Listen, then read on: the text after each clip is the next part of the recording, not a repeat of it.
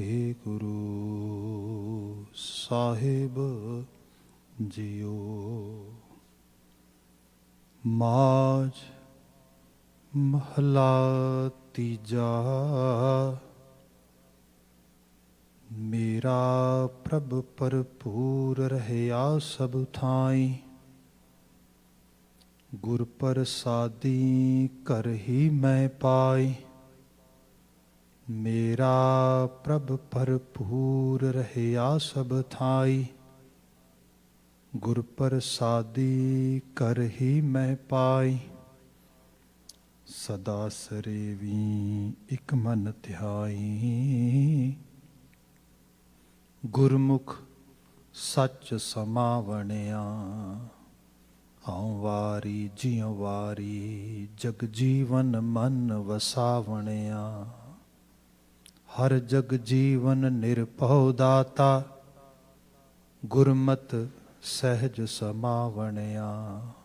ਰਹਾਉ ਕਰ ਮੈਂ ਧਰਤੀ ਧੌਲ ਪਾਤਾਲਾ, ਕਰ ਹੀ ਮਹਿ ਪ੍ਰੀਤਮ ਸਦਾ ਹੈ ਬਾਲਾ। ਸਦਾ ਆਨੰਦ ਰਹਿ ਸੁਖ ਦਾਤਾ,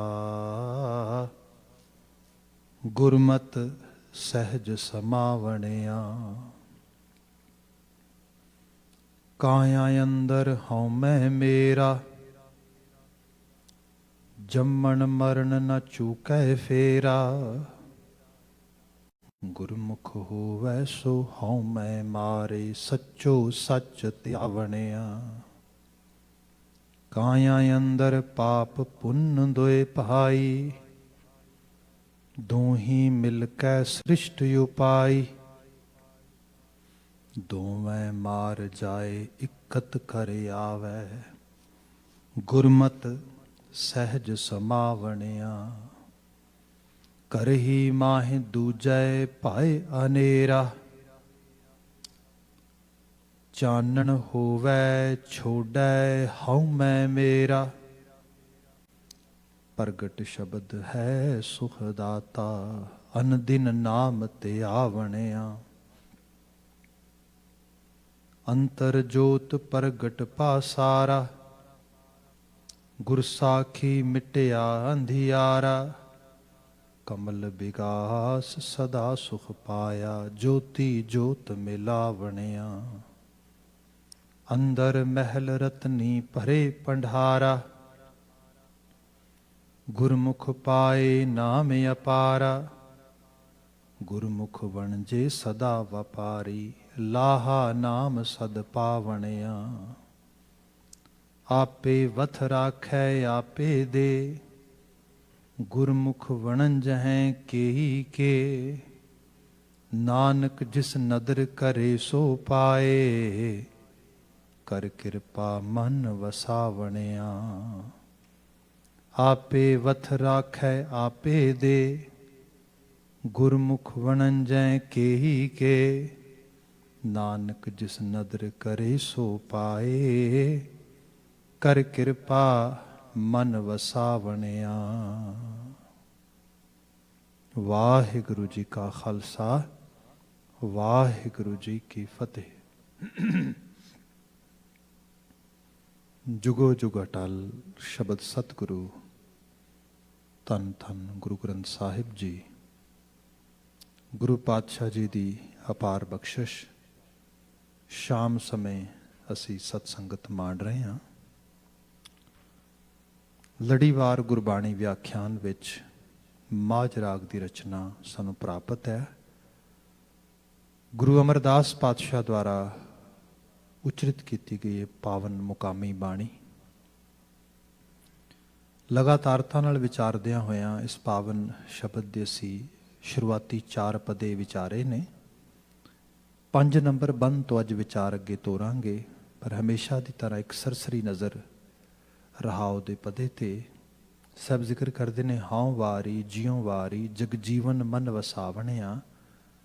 ਮੈਂ ਵਾਰਨੇ ਜਾਣਾ, ਕੁਰਬਾਨ ਜਾਣਾ ਉਹਨਾਂ ਮਨੁੱਖਾਂ ਤੋਂ ਜਿਨ੍ਹਾਂ ਨੇ ਜਗਤ ਦੀ ਜੀਵਨ ਦਹਿੰਦ ਹਸਤੀ, ਜਿਹਨੂੰ ਓਂਕਾਰ ਕਹਿ ਲਓ, ਕਰਤਾਰ ਕਹਿ ਲਓ, ਉਸ ਦੇ ਨਾਲ ਆਪਣੀ ਸਾਂਝ ਬਣਾਈ, ਭਾਵ ਇਸ ਜਗਤ ਦੇ ਜੀਵਨ ਨੂੰ ਉਹਦੇ ਵਿੱਚ ਕੰਟਰੀਬਿਊਟ ਕੀਤਾ, ਉਸ ਜੀਵਨ ਦੀ ਤਸਵੀਰ ਨੂੰ ਹੋਰ ਉਮਦਾ ਤੇ ਚੰਗਾ ਬਣਾਉਣ ਵਾਸਤੇ।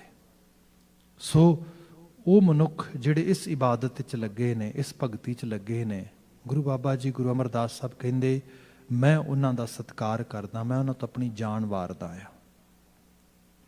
ਨਾਲ ਹੀ ਆਇਆ ਹਰ ਜਗ ਜੀਵਨ ਨਿਰਭਉ ਦਾਤਾ ਗੁਰਮਤਿ ਸਹਿਜ ਸਮਾਵਣਿਆ।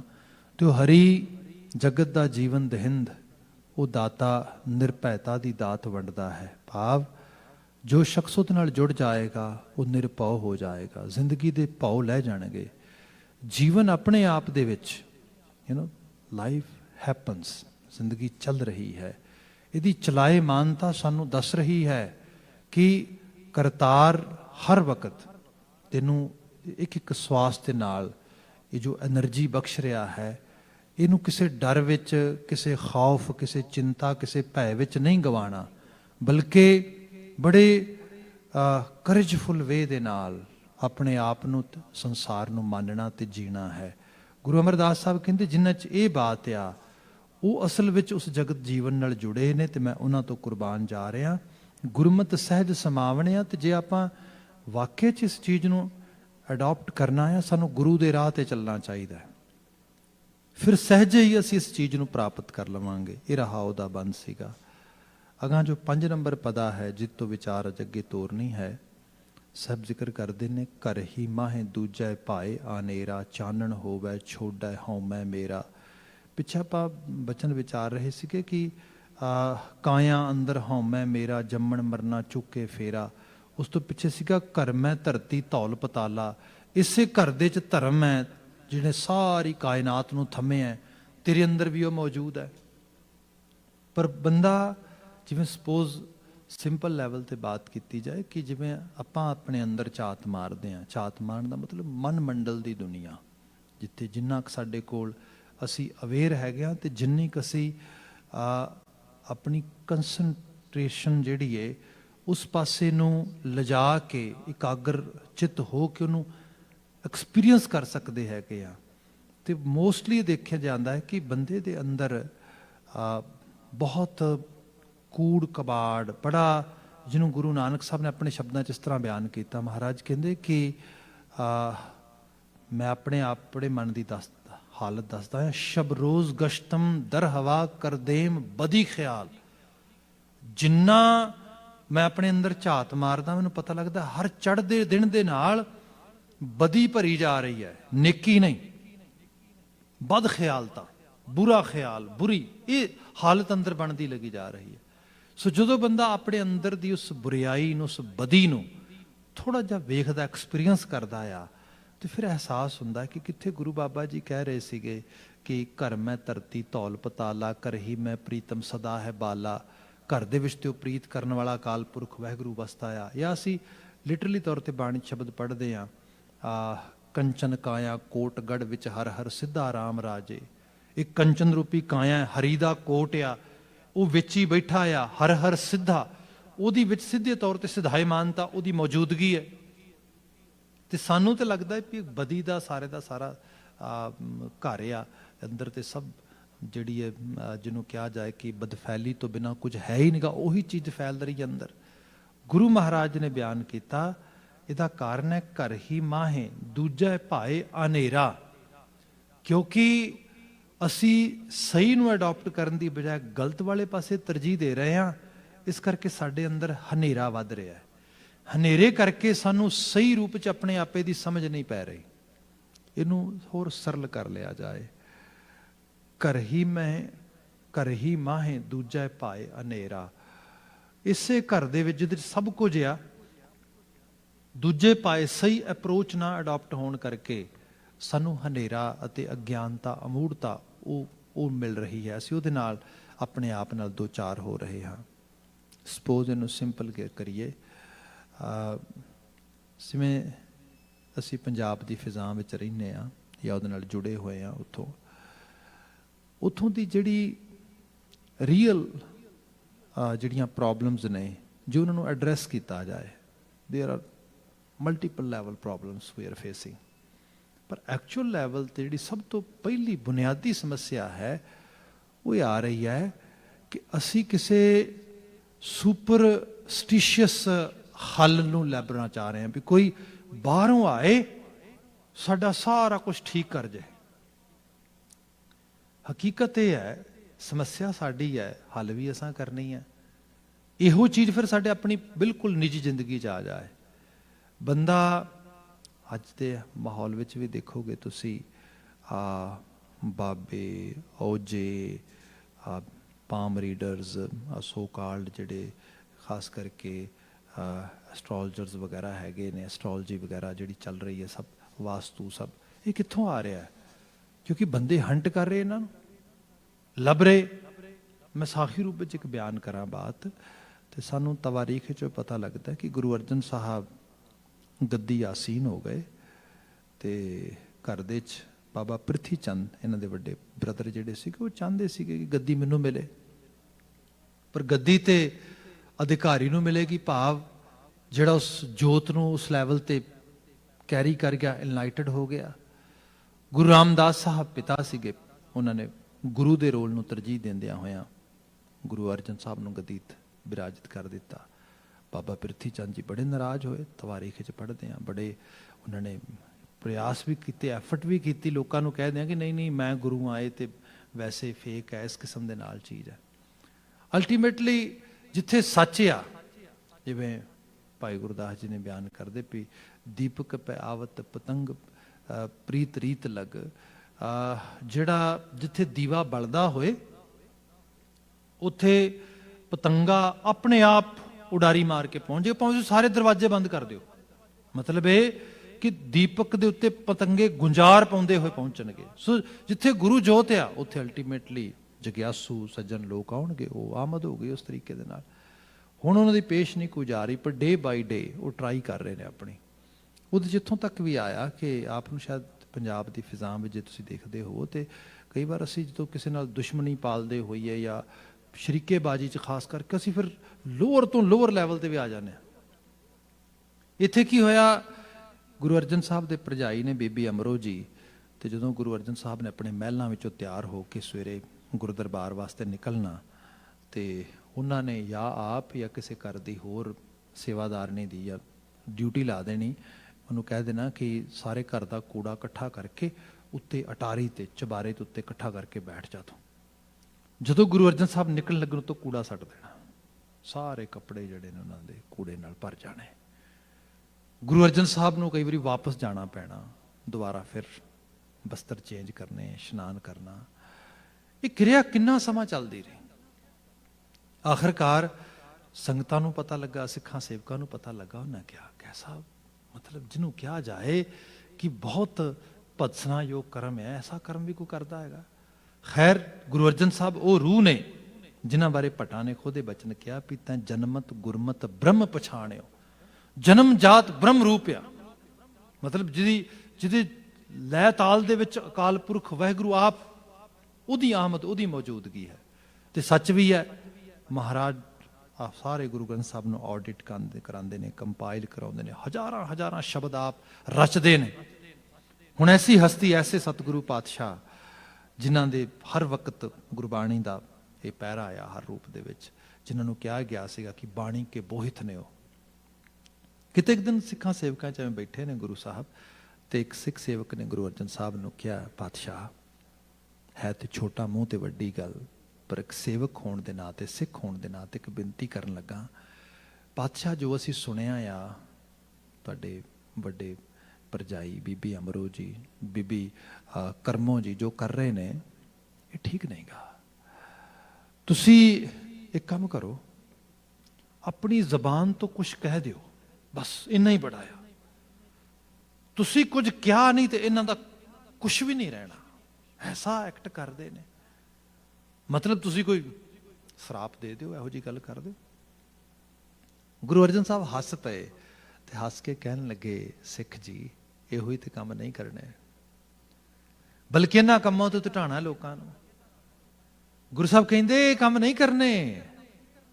ਮਨੁੱਖ ਨੇ ਇਸ ਧਰਤੀ ਦੇ ਵਿੱਚ ਸਿਜਣਾ ਵੀ ਹੈ, ਉਹਨੇ ਆਲੇ ਦੁਆਲੇ ਦੇ ਨਾਲ ਵੱਖਰੇ ਵੱਖਰੇ ਜਗ੍ਹਾ ਤੇ ਉਲਝਣਾ ਵੀ ਹੈ, ਉਹਨਾਂ ਸਭ ਗੁੰਝਲਾਂ ਨੂੰ ਸਵਾਰਨਾ ਵੀ ਹੈ, ਪਰ ਸਵਾਰਨਾ ਮਨੁੱਖੀ ਵਿਹਾਰ ਕਿਰਦਾਰ ਇਹ ਸਭ ਦੇ ਜ਼ਰੀਏ ਹੈ। ਇਹ ਕੋਈ ਇਸ ਤਰੀਕੇ ਦੀ ਬਾਤ ਨਹੀਂ ਗੀ।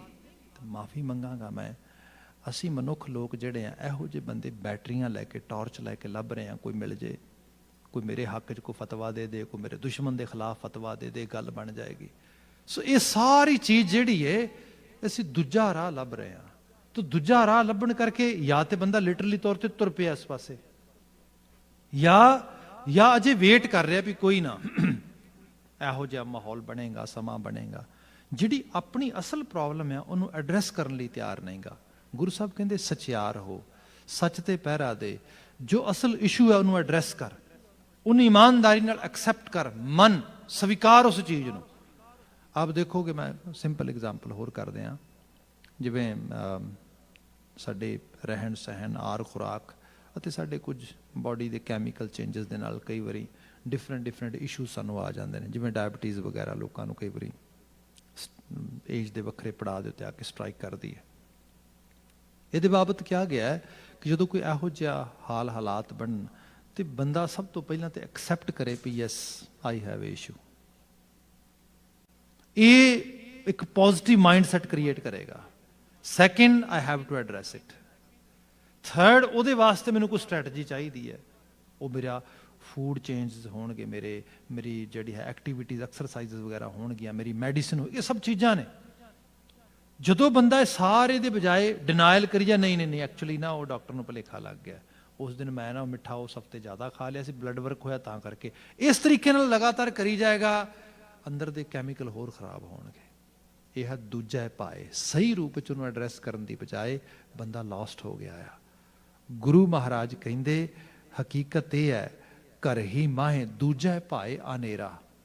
ਚਾਨਣ ਤੇ ਹੋ ਸਕਦਾ, ਰੌਸ਼ਨੀ ਤੇ ਹੋ ਸਕਦੀ ਹੈ, ਇਨਲਾਈਟਮੈਂਟ ਤੇ ਹੋ ਸਕਦੀ ਹੈ, ਪਰ ਤੂੰ ਰਾਹ ਦੂਜਾ ਐਕਸੈਪਟ ਕਰ ਲਿਆ। ਤੂੰ ਸਹੀ ਰੂਪ ਦੇ ਵਿੱਚ ਆਪਣੇ ਇਸ਼ੂਜ਼, ਆਪਣੇ ਪ੍ਰੋਬਲਮ, ਤੇ ਇਹ ਸਾਰੀ ਹਉਮੈ ਦੀ ਗੱਲ ਹੋਏਗੀ ਸ਼ਬਦ ਦੇ ਵਿੱਚ, ਕਿਉਂਕਿ ਪਿੱਛੋਂ ਆ ਰਹੀ ਹੈ। ਅਗਲੀ ਜਿਹੜੀ ਲਾਈਨ ਹੈ, ਸਭ ਕਹਿੰਦੇ ਚਾਨਣ ਹੋਵੇ ਛੋੜੈ ਹਉਮੈ ਮੇਰਾ। ਜੇ ਰੌਸ਼ਨੀ ਆ ਜਾਏ ਤੇ ਛੱਡ ਦੇ ਫਿਰ ਹਉਮੈ ਮੇਰਿਆਂ ਨੂੰ, ਪਰ ਕਿਉਂਕਿ ਰੌਸ਼ਨੀ ਆ ਨਹੀਂ ਰਹੀ, ਹਉਮੈ ਮੇਰਾ ਛੱਡ ਨਹੀਂ ਰਿਹਾ। ਮੈਂ ਜੇ ਹੁਣੇ ਬਾਤ ਕਰ ਰਿਹਾ ਸੀਗਾ ਬੌਧਿਕ ਲਿਟਰੇਚਰ ਦੇ, ਬੁੱਧਿਸਟ ਲਿਟਰੇਚਰ ਦੇ ਵਿੱਚੋਂ, ਤੇ ਉਹ ਬਾਤ ਹੋ ਰਹੀ ਸੀਗੀ ਕਿ ਬੁੱਧ ਨੂੰ ਕਿਸੇ ਨੇ ਪੁੱਛਿਆ ਸੀਗਾ ਕਿ what are the signs of enlightenment. ਉਹ ਕਹਿੰਦਾ signs of enlightenment means when you don't have any suffering. ਜਿਹੜੀ ਸਫਰਿੰਗ ਦੀ ਅਨਹੋਂਦ ਆ ਕਿਸੇ ਤਰ੍ਹਾਂ ਦੀ ਵੀ, ਉਹੀ ਇਨਲਾਈਟਮੈਂਟ ਹੈ, ਉਹੀ ਰੌਸ਼ਨੀ ਹੈ, ਉਹ ਰੌਸ਼ਨ ਦਿਮਾਗੀਅਤ ਹੈ।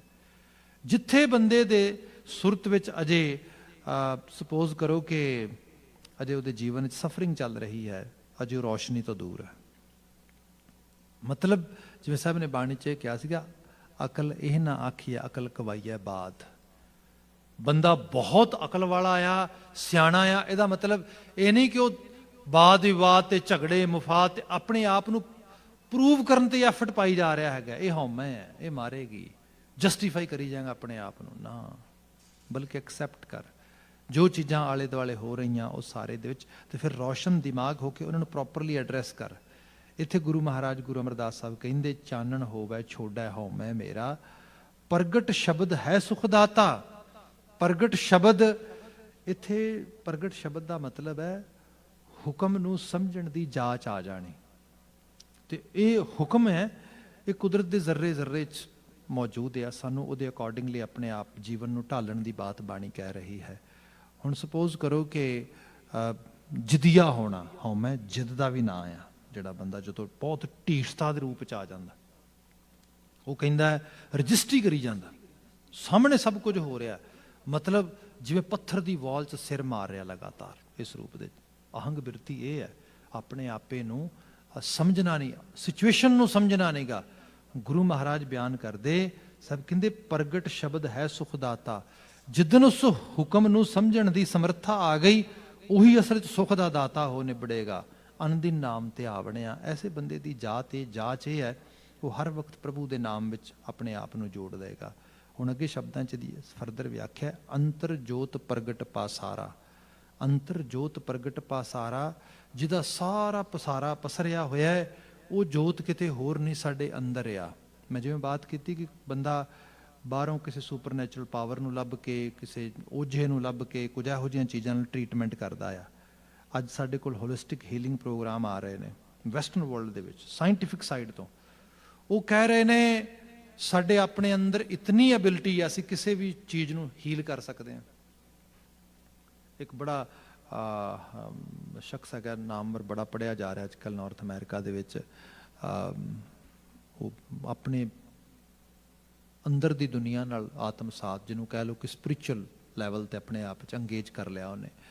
ਤੇ ਉਹ ਹੋਇਆ ਇਹ ਕਿ ਐਕਸੀਡੈਂਟ ਹੋ ਗਿਆ ਬੜਾ ਬੈਡਲੀ। ਤੇ ਐਕਸੀਡੈਂਟ ਹੋਣ ਤੋਂ ਬਾਅਦ ਡਾਕਟਰ ਨੇ ਕਿਹਾ ਵੀ ਤੇਰੀ ਜਿਹੜਾ ਹੈਗਾ ਸਪਾਈਨ ਸਾਈਡ ਦੀ ਸਰਜਰੀ ਕਰਨੀ ਪਏਗੀ। I don't think you can actually walk any more. ਆ ਸਾਰੀ ਚੀਜ਼ ਹੋਈ। ਉਹ ਕਹਿੰਦਾ ਮੈਨੂੰ 2-4 ਪਲ ਦਿਓ। ਬੰਦੇ ਜਿਵੇਂ ਆਪਣੇ ਤੌਰ 'ਤੇ ਜ਼ਹਿਨੀ ਤੌਰ 'ਤੇ ਜੋ ਸੋਚਦਾ ਥੋੜ੍ਹੀ ਦੇਰ ਲਈ, ਸੋਚਣ ਤੋਂ ਬਾਅਦ ਡਾਕਟਰ ਕਹਿੰਦੇ ਵੀ ਹਾਂ ਭਾਈ ਸਾਈਨ ਕਰ ਇੱਥੇ। ਉਹ ਕਹਿੰਦਾ no, I don't need any surgery. ਉਹ ਕਹਿੰਦੇ ਤੈਨੂੰ ਪਤਾ ਇਹ ਜਿਹੜੀ ਇੰਜਰੀ ਹੈਗੀ ਹੈ ਇਹ ਖਰਾਬ ਕਰ ਦੇ ਉਸ ਰੂਪ ਦੇ ਸਭ ਕੁਛ ਇਸ ਤਰੀਕੇ ਨਾਲ। ਉਹ ਕਹਿੰਦਾ ਇਹਦੀ ਕੀ ਗਾਰੰਟੀ ਹੈ ਕਿ ਠੀਕ ਹੋ ਜਾਏਗਾ ਸਭ ਕੁਛ, ਤੁਸੀਂ ਦੱਸੋ ਮੈਨੂੰ। ਹੁਣ ਜਿਹੜੀ ਇਹ ਬਾਤ ਹੋਈ ਇਹਦੇ 'ਚ ਥੋੜਾ ਉਹਨਾਂ ਦਾ ਆਪਸ ਵਿੱਚ ਆਰਗੂਮੈਂਟ ਹੋਇਆ। ਉਹ ਕਹਿੰਦਾ ਮੈਂ ਸਾਇੰਟੀਫਿਕ ਸਾਈਡ ਤੋਂ ਆਹ ਚੀਜ਼ਾਂ ਕਹਿਣਾ, ਕਹਿੰਦਾ ਇਹਦੇ ਮੁਤਾਬਕ ਇੱਕ ਹੈ ਤੂੰ ਕਹਿ ਮੈਂ ਠੀਕ ਹੋ ਜਾਵਾਂਗਾ। ਉਹ ਕਹਿੰਦਾ ਮੈਂ ਆਈਡੀਆ ਲਾਇਆ ਹੈ ਕਿ ਜੇ ਠੀਕ ਮੇਰੀ ਬਾਡੀ ਨੇ ਕਰਨਾ ਤਾਂ ਹੋ ਸਕਦਾ ਬਿਨਾਂ ਆਪਰੇਸ਼ਨ ਤੋਂ ਵੀ ਕਰ ਦੇ। ਉਹੀ ਸ਼ਖਸ ਕੁਝ ਸਮੇਂ ਬਾਅਦ ਮੈਰਾਥਨ ਭੱਜਦਾ, ਉਸੇ ਡਾਕਟਰ ਨੂੰ ਬੁਲਾਉਂਦਾ ਉੱਥੇ। ਡਾਕਟਰ ਕਹਿੰਦਾ ਇਹ ਤੇਰੇ ਆਤਮ ਵਿਸ਼ਵਾਸ ਦੀ ਅਸਲ ਵਿੱਚ ਸਮਰੱਥਾ ਆ। ਉਹ ਕਹਿੰਦਾ ਨੋ ਡਾਊਟ ਆਤਮ ਵਿਸ਼ਵਾਸ ਦੀ ਸਮਰੱਥਾ, ਪਰ ਮੇਰਾ ਆਤਮ ਵਿਸ਼ਵਾਸ ਇਸ ਗੱਲ ਤੇ ਸੀਗਾ ਕਿ ਮੇਰੇ ਅੰਦਰ ਉਹ ਐਬਿਲਿਟੀ ਹੈ, ਮੈਂ ਆਪਣੇ ਆਪ ਨੂੰ ਠੀਕ ਕਰ ਸਕਦਾ, ਹੀਲ ਕਰ ਸਕਦਾ। ਤੇ ਇਹ ਕੋਈ ਵਹਿਮ ਵਾਲੀ ਗੱਲ, ਭਰਮ ਵਾਲੀ ਗੱਲ ਨਹੀਂ ਗੀ। ਬੰਦੇ ਆਪਣੀ ਐਨਰਜੀ ਨੂੰ ਸਹੀ ਰੂਪ ਵਿੱਚ ਸਮਝ ਤੋਂ। ਗੁਰੂ ਬਾਬਾ ਜੀ ਨੇ ਇੱਥੇ ਬਿਆਨ ਕੀਤਾ, ਮਹਾਰਾਜ ਜ਼ਿਕਰ ਕਰਦੇ ਅੰਤਰ ਜੋਤ ਪ੍ਰਗਟ ਪਾਸਾਰਾ, ਜਿਹਦਾ ਸਾਰਾ ਪਸਾਰਾ ਪਸਰਿਆ ਹੈ ਉਹ ਜੋਤ ਤੇਰੇ ਅੰਦਰ ਵੀ ਹੈ। ਸਿਰਫ ਇਹ ਤੈਨੂੰ ਸਮਝ ਕੇ ਉਹਨੂੰ ਪ੍ਰਗਟ, ਉਹਦੇ ਨਾਲ ਆਤਮ ਸਾਥ ਹੋਣ ਦੀ ਲੋੜ ਆ। ਅਗਲਾ ਬਚਨ ਹੈ ਗੁਰ ਸਾਖੀ ਮਿਟਿਆ ਅੰਧਿਆਰਾ। ਜਿੱਥੇ ਕਹਿੰਦੇ ਨੇ ਚਾਨਣ ਹੋਏ ਤੇ ਦੁੱਖ ਚਲਾ ਜਾਏ, ਸਫਰਿੰਗ ਚਲੇ ਜਾਏ ਸਾਰੇ ਦੀ ਸਾਰੀ। ਗੁਰ ਸਾਖੀ ਮਿਟਿਆ ਅੰਧਿਆਰਾ। ਗੁਰ ਸਾਖੀ, ਸਾਖੀ ਕਹਿੰਦੇ ਸਿੱਖਿਆ, ਜਿਹਨੂੰ ਅਸੀਂ ਸਿੱਖਿਆ ਕਹਿ ਦਿੰਦੇ ਹਾਂ, ਐਜੂਕੇਸ਼ਨ ਕਹਿ ਦਿੰਦੇ ਹਾਂ। ਗੁਰੂ ਦਾ ਕੰਮ ਐਜੂਕੇਟ ਕਰਨਾ ਆ। ਜਿਵੇਂ ਆਪਾਂ ਘਰਾਂ ਥਾਵਾਂ 'ਚ ਹੁੰਦਾ ਆ, ਬੀਇੰਗ ਏ ਪੇਰੈਂਟ ਅਸੀਂ ਕਈ ਵਾਰੀ ਬੜੀ ਜ਼ਿਆਦਾ ਜ਼ਿੰਮੇਵਾਰੀ ਆਪਣੇ ਸ਼ੋਲਡਰ 'ਤੇ ਲੈ ਲੈਂਦੇ ਹਾਂ। ਸਾਨੂੰ ਲੱਗਦਾ ਆ ਅਸੀਂ ਬੱਚਿਆਂ ਲਈ ਘਰ ਵੀ ਬਣਾਉਣਾ ਆ, ਉਹਨਾਂ ਲਈ ਫਿਊਚਰ ਵੀ ਬਣਾਉਣਾ ਆ, ਉਹਨਾਂ ਲਈ ਸਟੇਟਸ ਵੀ ਬਣਾਉਣਾ ਆ, ਲੈਗਸੀ ਵੀ ਬਣਾਉਣੀ ਆ, ਸਾਰਾ ਕੁਝ ਬਣਾ ਕੇ। ਤੇ ਉਹਨਾਂ ਨੇ ਕੀ ਕਰਨਾ ਹੈ ਭਾਈ? ਜੇ ਤੁਸੀਂ ਇਹ ਸਭ ਕੁਝ ਬਣਾ ਦੋਗੇ then they are free to destroy it, so let them work too। ਉਹਨਾਂ ਨੂੰ ਵੀ ਕੁਝ ਕੰਮ ਕਰ ਲੈਣ ਦਿਓ। ਜਿਹੜਾ ਉਹਨਾਂ ਨੇ ਕੰਮ ਕਰਨਾ ਉਹਨਾਂ ਦੇ ਹਿੱਸੇ ਆ। ਸਾਡਾ ਮੇਨ ਕੰਮ ਕੀ ਹੈ? ਐਜੂਕੇਟ ਕਰਨਾ, এনवायरमेंट ਐਸਾ ਬਿਲਡ ਕਰਨਾ ਜਿਹਦੇ 'ਚੋਂ ਸਿੱਖਿਅਤ ਹੋ ਸਕਣ ਬਸ। ਤੇ ਉਹਦੇ ਲਈ ਅਸੀਂ ਮਾਹੌਲ ਕ੍ਰੀਏਟ ਕਰਨਾ ਆ। ਬਾਕੀ ਇਹ ਹੈ ਭਾਈ ਡੈਸਟਨੀ ਹੈ, ਸਾਰਿਆਂ ਨੇ ਆਪੋ ਆਪਣੀ ਲੈਣੀ ਹੈ। ਜਿਵੇਂ ਜਿਵੇਂ ਜੇ ਤੇ ਉਹ ਪਰਸੀਵ ਕਰ ਲੈਣਗੇ। ਤੇ ਕਈ ਵਾਰ ਇਹ ਹੁੰਦਾ ਕੁਝ ਬੱਚੇ ਜਾਂ ਕੁਝ ਇੰਡੀਵਿਜੂਅਲਸ ਇੱਕ ਲੈਵਲ ਤੇ ਪਰਸੀਵ ਕਰਦੇ ਨੇ, ਕਈ ਦੂਸਰੇ ਲੈਵਲ ਤੇ ਪਰਸੀਵ ਕਰਦੇ ਨੇ। ਮੇਰੇ ਕੋਲ ਹੀ ਇੱਥੇ ਇੱਕ ਸ਼ਖਸ ਸੀਗਾ ਤੇ ਉਹ ਮਤਲਬ ਕਈ ਵਾਰ ਬੰਦਾ ਸਿੱਖਦਾ ਹੈ ਪਰ ਬੜੇ ਵਿੰਗੇ ਟਿੰਗੇ ਢੇਡੇ ਢੰਗਾਂ ਦੇ ਨਾਲ ਕਰਕੇ ਫਿਰ ਸਿੱਖਦਾ ਆ। ਫੈਮਿਲੀ ਇੱਥੇ ਆ ਗਈ, ਮਤਲਬ ਕਾਫੀ ਯੰਗ ਸੀ ਉਦੋਂ ਏਜ 'ਚ, ਸਿਬਲਿੰਗ ਸਾਰੇ। ਕੁਝ ਆਪਸ ਵਿੱਚ ਨਹੀਂ ਬਣੀ, ਕੁਝ ਪੇਰੈਂਟਸ ਨਾਲ ਨਹੀਂ ਬਣੀ, ਕੁਝ ਇੱਧਰ ਉੱਧਰ ਚੋਇਸਿਸ ਗਲਤ ਹੋ ਗਈਆਂ। ਅਖੀਰ ਕਰਦਿਆਂ ਕਰਦਿਆਂ ਦੂਜੇ ਸਿਬਲਿੰਗ ਬਹੁਤ ਅੱਗੇ ਲੰਘ ਗਿਆ, ਪਿੱਛੇ ਰਹਿ ਗਿਆ। ਤੇ ਪਿੱਛੇ ਰਹਿੰਦਿਆਂ ਹੋਇਆਂ ਨਸ਼ੇ ਨਾਲ 2-4 ਹੋਣਾ ਸ਼ੁਰੂ ਕਰਤਾ। ਅਖੀਰ ਫੈਮਿਲੀ ਨੇ ਬੜੀ ਸਪੋਰਟ ਕਰਨ ਦੀ ਟਰਾਈ ਕੀਤੀ। ਕਰਦਿਆਂ ਕਰਦਿਆਂ ਫੈਮਿਲੀ ਵੀ ਜਿਹੜੀ ਹੈ ਫੈਡ ਅਪ ਹੋ ਗਈ, ਉਹਨਾਂ ਨੇ ਗਿਵ ਅਪ ਕਰ ਦਿੱਤਾ। ਅਰਾਊਂਡ 16 ਸਾਲ ਹੋਮਲੈਸ ਸਟਰੀਟ ਤੇ ਗੁਜ਼ਾਰੇ।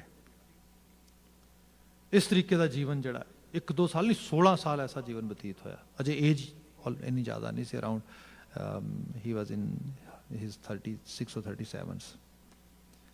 ਇੱਕ ਦਿਨ ਕਹਿੰਦਾ ਮੈਂ ਜਿਹੜਾ ਹੈਗਾ ਸਟਰੀਟ ਦੇ ਉੱਤੇ ਹੈਗਾ ਤੇ ਕਾਫੀ ਦਿਨਾਂ ਤੋਂ ਮੈਂ ਆਪਣੇ ਡਰੱਗਸ ਲੈਣ ਵਾਸਤੇ ਕ੍ਰੇਵਿੰਗ ਹੋ ਰਹੀ ਹੈ, ਮੈਨੂੰ ਮਿਲ ਨਹੀਂ ਰਿਹਾ। ਕਿਤੇ ਮੈਨੂੰ ਫੈਂਟਲਿਨ ਮਿਲ ਗਈ ਕੁਝ ਸਟਰੀਟ ਡਰੱਗਸ ਦੇ ਵਿੱਚ ਕਾਫੀ ਸਾਰੀ। ਕਹਿੰਦਾ ਆਪਣੇ ਆਪ ਨਾਲ ਗੱਲ ਕੀਤੀ, ਕਿਉਂਕਿ ਕਾਫੀ ਦਿਨ ਮੈਂ ਉਸ ਤਰੀਕੇ ਨਾਲ ਸੂਬਰ ਰਿਹਾ, ਕ੍ਰੇਵਿੰਗ ਹੋ ਰਹੀ ਹੈ ਪਰ ਅੰਦਰ ਸੁਰਤ ਵੀ, ਦਿਮਾਗ ਵੀ ਭੱਜ ਰਿਹਾ ਇੱਧਰ ਉੱਧਰ। ਖਿਆਲ ਕਰਦਿਆਂ ये सोचा शायद ना मेरी डेस्टिनी यही है कि मैं यंग एज च मरना है, so today is the time, let's take the whole drug in a short. And की होएगा, ओवरडोज ਨਾਲ ਡੈਥ ਹੋ ਜਾਏਗੀ, ਕੰਮ ਨਿਬੜ ਜਾਏਗਾ। ਕਹਿੰਦੇ ਮੈਂ ਡੈਸਟਨੀ ਸੋਚਦਿਆਂ ਹੋਇਆ ਆਪਾਂ ਸਾਰੇ ਦਾ ਸਾਰਾ ਪੀਤਾ। ਤੇ ਜਿਵੇਂ ਆਪ ਪੰਜਾਬ ਦੇ ਇੱਕ ਨਾਮਵਰ ਸ਼ਾਇਰ ਨੂੰ ਪੜ੍ਹਦੇ ਹੋ, ਸ਼ਿਵ ਕੁਮਾਰ ਬਟਾਲਵੀ, ਤੇ ਅਸਾਂ ਤੇ ਜੋਬਨ ਰੁੱਤੇ ਮਰਨਾ। ਉਹ ਮਤਲਬ ਯੰਗ ਏਜ 'ਚ ਬੰਦੇ ਨੂੰ ਬੜੀ ਉਹ ਪੰਜਾਬੀ ਰੀਡਰ ਨੂੰ ਬੜੀ ਉਹ ਜਿਹੜੀ ਹੈਗੀ ਹੈ ਕ੍ਰਿਜ਼ਮੈਟਿਕ ਇੱਕ ਤਰ੍ਹਾਂ ਦੀ ਉਹ ਸਾਰੀ ਗੱਲ ਲੱਗਦੀ ਹੈਗੀ ਹੈ। ਹਾਂ, ਉਹ ਜਿੰਨੇ ਲਫ਼ਜ਼ ਸੋਹਣੇ ਪਰੋਏ ਗਏ ਨੇ, ਜਿੰਨੇ ਜਜ਼ਬਾਤੀ ਹੋ ਕੇ ਪਰੋਏ ਗਏ ਨੇ, ਪ੍ਰੈਕਟੀਕਲ ਉਹਨੇ ਨਹੀਂ ਹੈਗੇ। ਉਹ ਪ੍ਰੈਕਟੀਕਲ ਜੇ ਸਾਰੀ ਜਵਾਨੀ ਐਵੇਂ ਸੋਚਣ ਲੱਗ ਗਈ ਤੇ ਫਿਰ ਹੋਏਗਾ ਕਿ ਸਮਾਜ ਗਰਕ ਜਾਏਗਾ। ਇਹ ਚੀਜ਼ਾਂ ਜਿਵੇਂ ਫੈਂਟਸੀ ਹੁੰਦੀ ਹੈ ਨਾ, ਜਿਵੇਂ ਇੱਕ ਤਰ੍ਹਾਂ ਦੇ ਨਾਲ ਫਿਲਮਾਂ ਹੁੰਦੀਆਂ ਨੇ, ਉਹ ਸਿਨੇਮੇ ਦੀ ਸਕਰੀਨ ਤੇ ਠੀਕ ਲੱਗਦੀਆਂ ਨੇ। That's why we always try to teach kids, try to understand what is the difference between real life and real life. ਸੋ ਇੱਥੇ ਹੈ, ਲਫ਼ਜ਼ਾਂ 'ਚ ਕੋਈ ਚੀਜ਼ਾਂ ਚੰਗੀਆਂ ਲੱਗਦੀਆਂ ਨੇ, ਉੱਥੇ ਤਾਂ ਲੱਗਦਾ ਹੈ ਕਿ ਜੋਬਨ ਰੁੱਤੇ ਜੋ ਹੈ ਮਰਦਾ ਫੁੱਲ ਬਣੇ ਜਾਂ ਤਾਰਾ, ਵੀ ਜਵਾਨੀ ਦੀ ਦਹਲੀਜ਼ ਤੇ ਜਾਣ ਵਾਲਾ ਜਾਂ ਕੋਈ ਫੁੱਲ ਬਣ ਜਾਂਦਾ ਹੈ ਜਾਂ ਤਾਰਾ ਬਣ ਜਾਂਦਾ ਹੈ। ਇਸ ਤਰ੍ਹਾਂ ਦੀਆਂ ਬਾਤਾਂ ਜਿਹੜੀਆਂ ਕੀਤੀਆਂ ਗਈਆਂ। ਖੈਰ, ਉਹ ਕਹਿੰਦਾ ਕਿ ਮੈਨੂੰ ਲੱਗਾ ਕਿ ਮੇਰੀ ਡੈਸਟਨੀ ਇਹੀ ਹੈ। ਓਵਰਡੋਜ਼ ਹੋ ਗਿਆ। ਉਸ ਤੋਂ ਬਾਅਦ ਅੱਖ ਖੁੱਲੀ, ਹੌਸਪੀਟਲ 'ਚ ਪਿਆ ਆ। ਜਿਹੜੇ ਆਲੇ ਦੁਆਲੇ ਕੇਅਰ ਟੇਕਰਸ ਹੈਗੇ ਨੇ, ਨਰਸਿਸ ਵਗੈਰਾ, ਉਹਨਾਂ ਨੂੰ ਪੁੱਛਦਾ ਡੇਟ ਕੀ ਹੈ। ਉਹਨੇ ਡੇਟ ਦੱਸੀ, ਪਤਾ ਲੱਗਾ 7 ਦਿਨ ਹੋ ਗਏ। ਮਤਲਬ ਬਿਲਕੁਲ ਅਨਕੌਂਸ਼ੀਅਸ ਉਸ ਲੈਵਲ 'ਤੇ ਪਿਆ ਰਿਹਾ। ਫਿਰ ਅੰਦਰ ਅਹਿਸਾਸ ਆਇਆ ਕਿ ਉਹ ਜਿਵੇਂ ਥੋੜੀ ਹੋਸ਼ ਵਧੀ। ਮੈਂ ਤੇ ਕਹਿ ਰਿਹਾ ਸੀਗਾ ਮੇਰੀ ਡੈਸਟਨੀ ਕੁਦਰਤ ਨੇ ਤੈਅ ਕੀਤੀ ਹੈ ਕਿ ਮੈਂ ਇਸੇ ਉਮਰ 'ਚ ਮਰ ਜਾਣਾ। ਇਹਦਾ ਮਤਲਬ ਕੁਦਰਤ ਨੇ ਮੇਰੀ ਡੈਸਟਨੀ ਕੁਝ ਹੋਰ ਤੈਅ ਕੀਤੀ ਹੈ। ਉਹ ਆਪਣੇ ਆਪ ਨਾਲ ਗੱਲਬਾਤ ਕੀਤੀ। ਫਿਰ ਹੌਸਪੀਟਲ ਤੋਂ ਜਿਵੇਂ ਹੀ ਥੋੜਾ ਜਿਹੜਾ ਹੈਗਾ ਉਸ ਲੈਵਲ ਤੇ ਆਇਆ, ਘਰ ਕਾਲ ਕੀਤੀ, ਸੋਸ਼ਲ ਵਰਕਰ ਇਨਵੋਲਵ ਹੋਇਆ।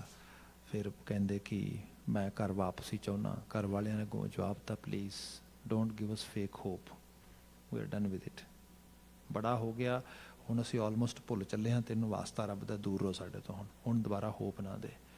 ਉਹ ਕਰਦਿਆਂ ਕਰਾਉਂਦਿਆਂ ਕਿਤੇ ਮੇਰੇ ਨਾਲ ਗੱਲ ਹੋਈ ਉਹਨਾਂ ਦਿਨਾਂ ਦੇ ਵਿੱਚ। ਜਦੋਂ ਨੇ ਮੈਨੂੰ ਸਾਰੀ ਕਹਾਣੀ ਸੁਣਾਈ, ਮੈਨੂੰ ਲੱਗੀ ਬੜੀ ਇੰਸਪੀਰੇਸ਼ਨ ਕਹਾਣੀ ਹੈ।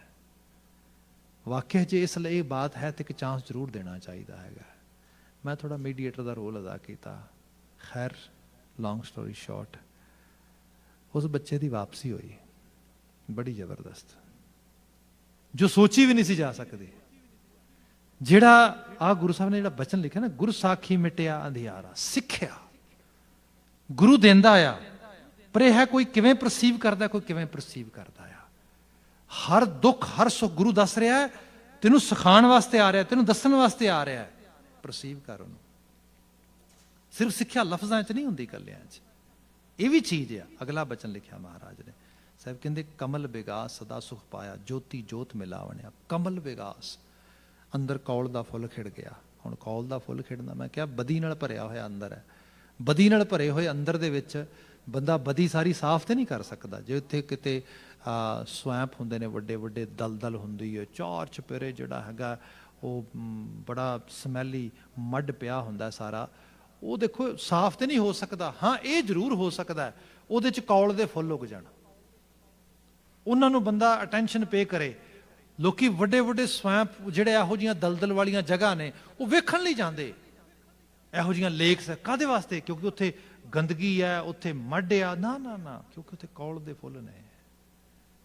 ਇਸੇ ਜੀਵਨ ਦੇ ਵਿੱਚ ਹਿਸਟਰੀ ਰਹੇਗੀ ਬੰਦੇ ਦੀ, ਬੰਦੇ ਕੋਲ ਇਹੋ ਜਿਹੀਆਂ ਮੈਮਰੀਜ਼ ਵੀ ਰਹਿਣਗੀਆਂ, ਇਹੋ ਜਿਹਾ ਜੀਵਨ ਵੀ ਰਹੇਗਾ ਜਿਹੜਾ ਬਹੁਤ ਸਾਰਾ ਭਰਿਆ ਹੋਇਆ ਉਹਦੇ ਨਾਲ, ਪਰ ਉਸ ਸਾਰੇ ਦੇ ਵਿੱਚੋਂ ਬੰਦਾ ਨਿਕਲ ਆਇਆ, ਕੌਲ ਦੇ ਫੁੱਲ ਖਿੜ ਗਏ ਨੇ। ਇਹਦੀ ਬਾਤ ਕੀਤੀ ਗੁਰੂ ਸਾਹਿਬ ਨੇ। ਕਹਿਣ ਲੱਗੇ ਕਿ ਜਦੋਂ ਕਮਲ ਵਿਗਾਸ ਸਦਾ ਸੁਖ ਪਾਇਆ, ਜਦੋਂ ਕਮਲ ਵਿਗਾਸ ਕਰ ਗਿਆ, ਜਦੋਂ ਜੀਵਨ ਦੇ ਵਿੱਚ ਅਗਲੀ ਬਾਤ ਜਿਹੜੀ ਹੈ ਉਹ ਬਦਲਣੀ ਸ਼ੁਰੂ ਹੋ ਗਈ, ਜੋਤੀ ਜੋਤ ਮਿਲਾਵਣਿਆ। ਫਿਰ ਜੋਤ 'ਚ ਜੋਤ ਮਿਲ ਗਈ। ਅੰਦਰ ਮਹਿਲ ਰਤਨੀ ਭਰੇ ਭੰਡਾਰਾ, ਫਿਰ ਅੰਦਰ ਦਾ ਮਹਿਲ ਰਤਨਾਂ ਨਾਲ ਭਰ ਜਾਏ, ਭੰਡਾਰਿਤ ਹੋ ਜਾਏ। ਭਾਵ ਅਕਾਲ ਪੁਰਖ ਵਾਹਿਗੁਰੂ ਦੁਆਰਾ ਮੈਨੂੰ ਜੋ ਅਸਲ ਜੀਵਨ ਦੀ ਸ਼ੋਭਨਿਕਤਾ ਦਿੱਤੀ ਹੋਈ ਹੈ, ਮੈਂ ਉਹਦਾ ਮਾਲਕ ਬਣ ਗਿਆ ਉਸ ਤਰੀਕੇ ਦੇ ਨਾਲ। ਗੁਰਮੁਖ ਪਾਏ ਨਾਮ ਅਪਾਰਾ, ਗੁਰੂ ਵੱਲ ਮੂੰਹ ਕਰਕੇ ਜਿਹੜੀਆਂ ਰੂਹਾਂ ਇਸ ਅਪਾਰ ਨਾਮ ਤੱਕ ਪਹੁੰਚ ਕਰਦੀਆਂ ਨੇ, ਉਹਨਾਂ ਦੀ ਗੱਲ ਹੋ ਰਹੀ ਹੈ। ਗੁਰਮੁਖ ਵਣਜੇ ਸਦਾ ਵਪਾਰੀ, ਸਦ ਲਾਹਾ ਨਾਮ ਸਦ ਪਾਵਣਿਆ। ਗੁਰਮੁਖ ਵਣਜੇ ਸਦਾ ਵਪਾਰੀ, ਗੁਰੂ ਵੱਲ ਮੂੰਹ ਕਰਕੇ ਤੁਰਨ ਵਾਲਾ ਬੰਦਾ ਇਹਨਾਂ ਚੀਜ਼ਾਂ ਦੇ ਸਦਾ ਵਪਾਰੀ ਰਹਿੰਦਾ ਹੈਗਾ। ਦੇਖੋ ਸਦਾ ਵਪਾਰੀ ਦਾ ਮਤਲਬ ਸਮਝ ਲਈਏ ਕਿ ਬੰਦਾ ਇੱਕ ਪਲ ਕੋਈ ਚੀਜ਼ ਚੰਗੀ ਅਪੀਲ ਕਰਦੀ ਏ, ਉਹਨੂੰ ਕਿਸੇ ਤਰੀਕੇ ਨਾਲ ਗ੍ਰੈਬ ਕਰਦਾ ਆ, ਅਗਲੇ ਪਲ ਫਿਰ ਭੁੱਲ ਜਾਂਦਾ ਆ। ਮਨ ਦੀ ਦਸ਼ਾ ਐਸੀ ਹੈ, ਕਿਤੇ ਚੰਗੀ ਸੰਗਤ ਮਿਲ ਗਈ, ਦੋ ਚਾਰ ਚੀਜ਼ਾਂ ਚੰਗੀਆਂ ਆਈਆਂ, ਫਿਰ ਕੂੜ ਕਬਾੜ ਆ ਗਿਆ ਦੁਬਾਰਾ। ਫਿਰ ਇਹ ਤੇ ਆਪਣੇ ਆਪ ਨੂੰ ਦੁਬਾਰਾ ਰਿਅਲਾਈਜ਼ ਕਰਾਉਣਾ ਪੈਂਦਾ, ਦੱਸਣਾ ਪੈਂਦਾ, ਹੂ you are, where are you going, what are the right path for your life. ਇਹ ਜਿਹੜੀ ਅਨਦਿਨ ਵਣਜਣ ਵਾਲੀ ਗੱਲ ਹੈ, ਸਦਾ ਲਗਾਤਾਰਤਾ ਦੇ ਨਾਲ। ਨਹੀਂ ਤੇ ਇਹੋ ਜਿਹੇ ਲੋਕ ਵੀ ਨੇ ਚੰਗੇ ਕੰਮ ਕਰਨ ਵਾਸਤੇ ਤੁਰਦੇ ਨੇ। ਤੁਸੀਂ ਦੇਖੋ ਜਿਹੜੇ ਚੈਰੀਟੇਬਲ ਵਰਕ ਹੁੰਦੇ ਨੇ, ਦੁਨੀਆ ਦੀਆਂ ਵੱਡੀਆਂ ਚੈਰਿਟੀਜ਼ ਦੇ ਵਿੱਚ ਇਤਨਾ ਕਰਪਸ਼ਨ, ਬੰਦਾ ਕਈ ਵਾਰੀ ਸੋਚਦਾ ਜੇ ਕਰਪਸ਼ਨ ਹੀ ਕਰਨਾ ਸੀਗਾ ਤੇ ਫਿਰ ਭਾਈ ਚੈਰੀਟੇਬਲ ਕੰਮ ਕਰਨ ਦੀ ਕੀ ਲੋੜ ਸੀ, ਫਿਰ ਕੁਝ ਹੋਰ ਕਰ ਲੈਂਦੇ। ਐਕਚੁਅਲੀ ਲੈਵਲ ਤੇ ਸੀਗਾ ਵੀ ਇੱਕ ਥਾਟ ਆਇਆ ਚੰਗਾ, ਉਹਨੂੰ ਬੰਦੇ ਨੇ ਜਿਹੜਾ ਉਹਨੂੰ ਐਗਜ਼ੀਕਿਊਟ ਕਰਨ ਦੀ ਟਰਾਈ ਕੀਤੀ, ਦੁਬਾਰਾ ਫਿਰ ਇੱਧਰੋਂ ਉੱਧਰੋਂ ਕੋਈ ਮਾੜਾ ਥਾਟ ਆ ਗਿਆ, ਉਹ ਚੰਗੇ ਦੇ ਉੱਤੇ ਹੀ ਮਾੜਾ ਬਿਲਟ ਹੋਣਾ ਸ਼ੁਰੂ ਹੋ ਗਿਆ। ਇਸ ਕਰਕੇ ਚੱਲੇ ਕਿਤੇ ਹੋਰ ਸੀ, ਪਹੁੰਚ ਕਿਤੇ ਹੋਰ ਗਏ। ਅਨਦਿਨ ਵਣਜੈ ਸਦਾ ਸੱਚ ਦੇ ਵਪਾਰੀ ਬਣਨਾ ਆ। ਇਹਦੀ ਬਾਤ ਕੀਤੀ ਸਾਹਿਬ ਕਹਿੰਦੇ ਕਿ ਚੇਤੇ ਰੱਖੀ ਉਸ ਮਾਲਕ ਦੇ ਨਾਲ, ਗੁਰਮੁਖ ਵਣਜੇ ਸਦਾ ਵਪਾਰੀ, ਗੁਰੂ ਵੱਲ ਮੂੰਹ ਕਰਕੇ ਰੱਖਣਾ, ਸਦਾ ਸੱਚ ਦਾ ਵਪਾਰੀ ਬਣਨਾ। ਨਾਮ ਲਾਹਾ ਨਾਮ ਸਦ ਪਾਵਣਿਆ, ਸਦੀਵ ਕਰ ਲਈ ਨਾਮ ਦਾ ਹੀ ਲਾਹਾ ਪ੍ਰਾਪਤ ਕਰਨਾ। ਆਪੇ ਵਥ ਰਾਖੈ ਆਪੇ ਦੇ, ਆਪੇ ਵਥ ਰਾਖੈ। ਇਹ ਚੀਜ਼ ਬੰਦਾ ਕਿ ਮੈਂ ਬੜਾ ਇੰਟਲੈਕਚੁਅਲ ਹੋ ਕੇ ਪ੍ਰਾਪਤ ਕਰ ਲਵਾਂਗਾ, ਐਸਾ ਨਹੀਂ ਹੁੰਦਾ। ਜੇ ਇੰਟਲੈਕਚੁਅਲ ਸਾਈਡ ਤੋਂ ਮੈਂ ਅਕਸਰ ਬੇਨਤੀ ਕਰਦਾ ਕਿ ਜਦੋਂ ਮੈਂ ਕਾਉਂਸਲਿੰਗ ਸਾਈਡ ਦੇ 'ਚ ਸਟੱਡੀ ਕਰ ਰਿਹਾ ਸੀਗਾ, ਤੇ that time our main actually part of study was addiction. Pharmacological side ਤੋਂ ਐਡਿਕਸ਼ਨ ਬਾਰੇ ਅਸੀਂ ਸਟੱਡੀ ਕਰ ਰਹੇ ਸੀਗੇ, ਤੇ ਮੈਨੂੰ ਇਹ ਮਹਿਸੂਸ ਹੋ ਰਿਹਾ ਸੀਗਾ ਕਿ ਜਿਹੜਾ ਐਡਿਕਸ਼ਨ ਹੈ ਨਾ, ਇਹ ਉਹ ਲੋਕ ਜਿਹੜੇ ਅੰਡਰ ਪਾਵਰਟੀ ਨੇ, ਲੈਸ ਐਜੂਕੇਟਿਡ ਨੇ, people who are actually suffering with some kind of social kind of status, some kind of economical situations, those kind of people will be in this area. So ਉਹਨਾਂ ਦੇ ਨਾਲ deal ਕਰਨਾ ਪਏਗਾ। ਜਦੋਂ ਇਸ ਵਿੱਚ ਕੰਮ ਕਰਨਾ ਸ਼ੁਰੂ ਕੀਤਾ ਤਾਂ ਉਦੋਂ ਪਤਾ ਲੱਗਾ ਨਾ ਇਹ ਤੇ ਜਸਟ ਇੱਕ ਪਰਸੈਪਸ਼ਨ ਸੀਗੀ। ਐਕਚੁਅਲ ਲੈਵਲ ਤੇ ਮਤਲਬ ਡਾਕਟਰਸ ਵੀ, ਸਾਈਕੈਟਰਿਸਟ, ਸਾਈਕੋਲੋਜਿਸਟ, ਕਾਉਂਸਲਰਸ, ਪ੍ਰੋਫੈਸਰਸ, ਲਾਇਰਸ, ਤੁਸੀਂ ਨਾਂ ਲਓ ਜਿਹੜਾ ਮਰਜੀ, ਹਰ ਖੇਤਰ ਦੇ ਵਿੱਚੋਂ ਕਮਾਲ ਹੋ ਗਈ। ਟੀਚਰਸ, ਬੰਦਾ ਕਹੇਗਾ ਇਹ ਹਾਂ ਭਾਈ ਐਜੂਕੇਸ਼ਨ, ਸਿੱਖਿਆ ਇਹ ਕੋਈ ਕੰਮ ਨਹੀਂ ਕਰਦੀ ਭਾਈ। ਜਦੋਂ ਬੰਦੇ ਦੀ ਬੌਧਿਕ ਲੈਵਲ ਜਿਹੜਾ ਜਿੰਨਾ ਮਰਜੀ ਹਾਇਰ ਹੋਏ, ਜ਼ਿੰਦਗੀ ਜਿਹੜੀਆਂ ਚੋਇਸਿਸ ਬਣਾਉਣੀਆਂ ਨੇ, ਜੀਣ ਖਾਣ ਰਹਿਣ ਸਹਿਣ ਪੀਣ ਦੀਆਂ, ਇਹਨਾਂ ਦੇ ਵਿੱਚ ਕੋਈ ਪਤਾ ਨਹੀਂ ਲੱਗਦਾ। ਬੰਦਾ ਆਪਣੀਆਂ ਹੈਬਿਟਸ ਦਾ, ਆਪਣੀਆਂ ਹੈਬਚੁਅਲਿਟੀਜ਼ ਜਿਹੜੀਆਂ ਨੇ, ਉਹਨਾਂ ਦਾ ਸਲੇਵ ਬਣ ਜਾਂਦਾ। ਉਹਨੂੰ ਕੋਈ ਪਤਾ ਨਹੀਂ ਕਿਸ ਕਿਸਮ ਦੇ ਨਾਲ ਉਹਦੇ ਕੈਮੀਕਲਸ ਰਿਐਕਟ ਕਰਨਗੇ, ਕਿਸ ਕਿਸਮ ਦਾ ਸਾਈਕੋਲੋਜੀਕਲ ਜਿਹੜਾ ਹੈਗਾ ਕ੍ਰੇਵਿੰਗ ਹੋਏਗੀ। ਸੋ ਇਹ ਸਭ ਚੀਜ਼ਾਂ ਇਹੀ ਹੈ। ਗੁਰੂ ਬਾਬਾ ਜੀ ਕਹਿੰਦੇ ਸਭ ਤੋਂ ਬਚਣ ਦਾ ਤਰੀਕਾ ਸਪਿਰਿਚੁਅਲ ਐਜੂਕੇਸ਼ਨ ਹੈ, ਰੂਹਾਨੀ ਤੌਰ ਤੇ ਆਤਮਸਾਤ ਹੋਣ ਵਾਲੀ ਗੱਲ ਹੈ। ਇੱਥੇ ਮਹਾਰਾਜ ਨੇ ਬਿਆਨ ਕੀਤਾ ਹੈਗਾ, ਇਹ ਕਰਤਾਰ ਦਾ ਤਰਸਿਆ, ਕਿਉਂਕਿ ਜਿਹੜੀ ਸਪਿਰਿਚੁਅਲਿਟੀ ਹੈ ਨਾ, ਇਹ ਦਾਤ ਹੈ, ਦਾਤ ਰੱਖੀ ਹੱਥੇ ਆਪਣੇ, ਜਿਸ ਭਾਵ ਹੈ ਤਿਸ ਦੇਈ। ਇਹ ਸਭ ਨੂੰ ਨਹੀਂ ਮਿਲਦੀ, ਉਹਦੇ ਹੱਥ ਦੀ ਦਾਤ ਹੈ ਜਿਹਨੂੰ ਉਹ ਆਪ ਨਵਾਜਦਾ। ਸੋ ਕਹਿੰਦੇ ਆਪੇ ਵਥ ਰਾਖੈ ਆਪੇ ਦੇ, ਉਹ ਆਪ ਹੀ ਆਪਣੇ ਹੱਥ 'ਚ ਚੀਜ਼ ਰੱਖਦਾ, ਜਿਹਨੂੰ ਚਾਹੇ ਦਿੰਦਾ। ਇਸ ਲਈ ਸਿੱਖੀ ਆਸ਼ੇ ਵਿੱਚ ਆਪ ਦੇਖੋਗੇ ਸਾਡੇ ਘਰ ਦੇ 'ਚ ਅਰਦਾਸ ਦੀ ਬੜੀ ਗੱਲ ਆਉਂਦੀ ਹੈ। ਸਾਡੇ ਘਰ 'ਚ ਗੁਰਦੁਆਰਾ ਸਾਹਿਬ ਆਉਣਾ, ਤਰਲਾ ਮਿੰਨਤ ਕਰਨਾ, ਮੱਥਾ ਟੇਕਣਾ, ਆਪਣੇ ਆਪ ਨੂੰ ਇੱਕ ਗਦਾਦਰ ਭਿਖਾਰੀ ਦੇ ਰੂਪ ਵਿੱਚ ਪ੍ਰੈਜ਼ੈਂਟ ਕਰਨਾ, ਮਾਲਕ ਤੂੰ ਤਰਸ ਕਰਨਾ ਹੈਗਾ। ਸੋ ਇਹ ਸਾਰੀ ਚੀਜ਼ ਇਸ ਕਰਕੇ, ਕਿਉਂਕਿ ਦੇਣ ਵਾਲਾ ਤੂੰ ਹੈ। ਮਹਾਰਾਜ ਬਿਆਨ ਕਰਦੇ ਆਪੇ ਵਥ ਰਾਖੈ ਆਪੇ ਦੇ, ਗੁਰਮੁਖ ਵਣਜੈ ਕੇਈ ਕੇ। ਬਾਕੀ ਇਹ ਹੈ ਜਿਨ੍ਹਾਂ ਨੇ ਗੁਰੂ ਵੱਲ ਮੂੰਹ ਕੀਤਾ, ਉਹਨਾਂ ਨੇ ਕੀ ਕੁਝ ਨਹੀਂ ਵਣਜ ਲਿਆ। ਐਵਰੀਥਿੰਗ ਪੋਸੀਬਲ, ਜੋ ਤੁਸੀਂ ਚਾਹੋ ਉਹ ਤੁਸੀਂ ਪ੍ਰਾਪਤ ਕਰ ਸਕਦੇ ਹੋ। ਹਾਂ, ਕਰਤਾਰ ਦੇ ਤਰਸ ਨਾਲ ਜ਼ਰੂਰ ਹੋਣਾ ਹੈ। ਇਹ ਚੀਜ਼ ਚੇਤੇ ਰੱਖਿਆ ਜੇ ਨਾਨਕ ਜਿਸ ਨਦਰ ਕਰੇ ਸੋ ਪਾਏ, ਕਰ ਕਿਰਪਾ ਮਨ ਵਸਾਵਣਿਆ। ਫਿਰ ਦੁਬਾਰਾ ਰਿਪੀਟਡਲੀ ਬਾਤ ਕੀਤੀ ਹੈ, ਨਾਨਕ ਹੈ ਜਿਸ ਨਦਰ ਕਰੇ, ਜਿਹਦੇ ਤੇ ਉਹ ਤਰਸ ਕਰਦਾ ਸੋ ਪਾਏ, ਕਰ ਕਿਰਪਾ ਮਨ ਵਸਾਵਣਿਆ। ਤੇ ਉਹ ਕਿਰਪਾ ਦੇ ਘਰ ਵਿੱਚ ਆਵੇ ਤਾਂ ਮਨ ਵਿੱਚ ਇਹ ਚੀਜ਼ ਵਸੇ। ਤੇ ਜਿਨ੍ਹਾਂ 'ਚ ਵਸ ਗਈ ਜਗਜੀਵਨ ਦਾਤੇ ਦੀ, ਜਗਤ ਜੀਵ ਦਹਿੰਦ ਸ਼ਕਤੀ ਦੀ ਇਹ ਬਾਤ, ਮਹਾਰਾਜ ਕਹਿੰਦੇ ਹਉ ਵਾਰੀ ਜਿਉ ਵਾਰੀ, ਜਗਜੀਵਨ ਮਨ ਵਸਾਵਣਿਆ। ਮੈਂ ਉਹਨਾਂ ਤੋਂ ਵਾਰ ਨਹੀਂ ਜਾਣਾ, ਕੁਰਬਾਨ ਜਾਣਾ ਜਿਹੜੇ ਇਸ ਰਾਹ ਦੇ ਉੱਤੇ ਤੁਰਦੇ ਰਾਗੀਰ ਹੁੰਦੇ ਹੈਗੇ ਨੇ। ਇੰਨੀਆਂ ਕੁ ਬੇਨਤੀਆਂ ਨਾਲ ਖਿਮਾ, ਭੁੱਲਾਂ ਗਲਤੀਆਂ ਨਾ ਚਤਾਰਿਓ। ਸਮਾਂ ਸਮਾਪਤ ਹੈ। ਸਭ ਪ੍ਰੇਮ ਕਹਿ ਦੇਣਾ ਜੀ। ਵਾਹਿਗੁਰੂ ਜੀ ਕਾ ਖਾਲਸਾ, ਵਾਹਿਗੁਰੂ ਜੀ ਕੀ ਫਤਿਹ।